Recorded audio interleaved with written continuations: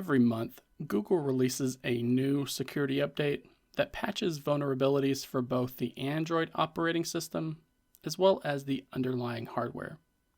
There are a lot of these security fixes this month, clocking in at more than 45 patches, with some of them going all the way back to Android 12.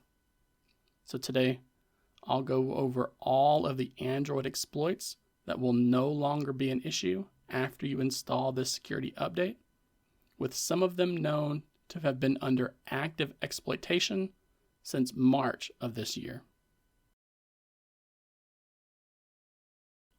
We'll start off with the security issues that target the framework of Android as a whole. This is a core part of the platform, and patches for this area of the operating system typically stop apps from gaining more permissions than they normally should. And we can see there are a number of EOP types of vulnerabilities with the classification listed as high.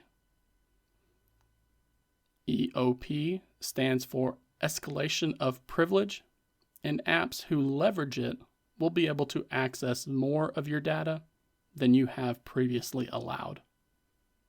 We then have two issues with the ID type and one labeled as DOS.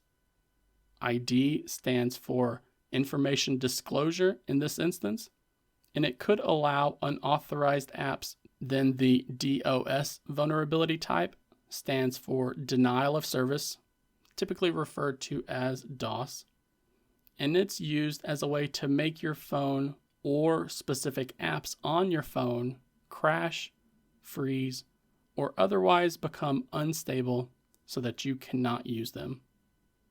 All three of these also are carrying that high severity tag as well. Now, as we move on to the next section, there were a number of issues within the Android system. This is another fundamental part of the mobile operating system, and it's never good news to see so many important patches listed here.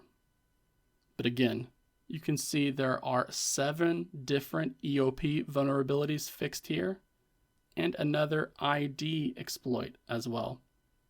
However, it's this first RCE vulnerability that stands for Remote Code Execution, and it will allow attackers to run code on your device without needing to have local access to it. This is one that Google labels as a vulnerability that may be under limited targeted exploitation, and it's this one that we heard about from Facebook back in March, where we were told there had been an issue found within the FreeType open source font rendering library. This has been fixed on their end, but only if you can install version 2.13.0 or higher of FreeType. Now, for those of us using Android, we don't have the ability to manually update this library, so it needs to be done during these security patches.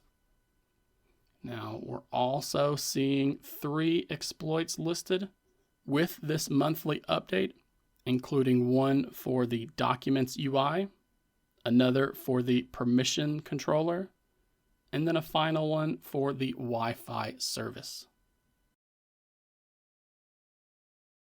These monthly security updates also come with some patches for the hardware within our smartphones and tablets as well.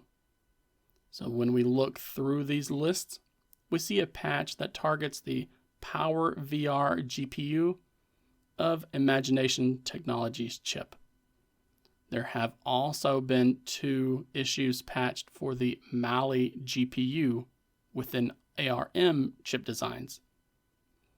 And then we will see another batch of fixes for the Power VR GPU from Imagination Technologies.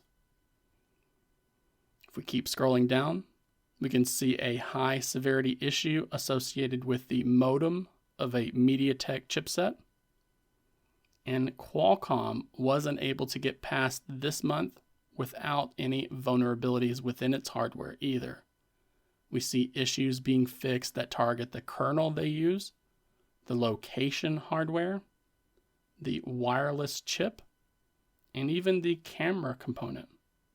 And then wrapping up this month of security issues, we have a large batch of fixes for closed source components directly from Qualcomm. It's never good news to have an active exploit sitting on your phone. And it's even worse when it's the type to allow for remote code execution. So as always, I recommend that you install the new over-the-air update with these patches as soon as you see the notification appear for it. It wouldn't even be a bad idea to manually check for this update once per day or once per week so that it can be installed as quickly as possible. Some OEMs will have these issues patched before the end of the month, while others will have them ready for the public next month or a few months after that. Whenever your device is eligible, though, I think it's in your best interest to get these issues patched up. And if you could, please remember to click on that like button down below and then subscribe to the channel for more Android news content like this.